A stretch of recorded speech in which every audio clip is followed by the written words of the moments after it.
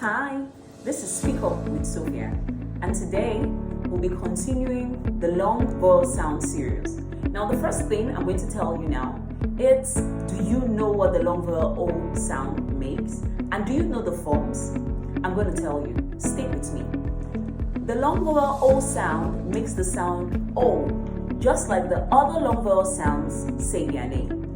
Now, the long vowel O sound also comes in forms. For example, you have the OA, you have the OE, and you have the O consonant E. Now, examples of words with the OA, you have the boats, you have the load, and you have the coats. Examples of words with the O consonant E, you have the bowl, you have the coal.